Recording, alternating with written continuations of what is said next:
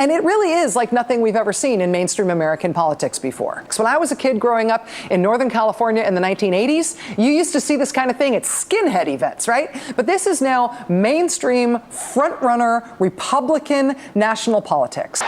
He had four guys, they jumped on him, they were swinging and swinging. The next day we got killed in the press. That we were too rough.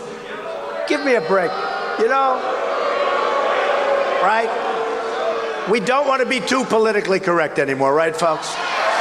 We had some people, some rough guys like we have right in here, and they started punching back. It was a beautiful thing. I mean, they started punching back. In the good old days, this doesn't happen because they used to treat them very, very rough. And when they protested once, you know, they would not do it again so easily. You know, part of the problem and part of the reason it takes so long is nobody wants to hurt each other anymore, right? And they're being politically correct the way they take them out. So it takes a little bit longer. And honestly, protesters, they realize it. They realize that there are no consequences to protesting anymore. There used to be consequences. There are none anymore. So that's it. All right, thank you very much.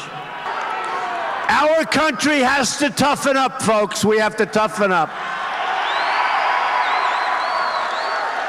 These people are bringing us down. Remember that. They're bringing us down. No reason for it. These people are so bad for our country, you have no idea, folks. You have no idea. Go home to mommy. Go home and get a job. Go home, get a job. Get a job. I'll tell you, these are not good people, folks, just so you understand. You know, these are not good people. These are not the people that made our country great, but we're going to make it great again. But these are not the people. These are the people that are destroying our country. That's the way that Donald Trump has been talking about protesters at his events. That's the way that he has been directing his supporters at events to treat those protesters.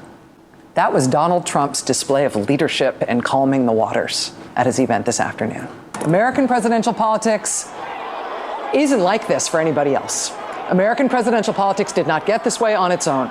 This is the work of an American presidential candidate who deliberately made this happen.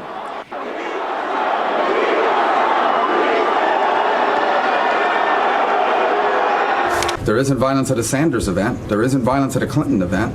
There's only one presidential candidate who has violence at their events. And I do think Donald needs to realize and take responsibility for the fact that some of the rhetoric he has used could potentially be contributing to this environment that is growing increasingly disturbing for a growing number of Americans. He's walking out like big high fives, smiling, laughing, like to punch him in the face, I'll tell you.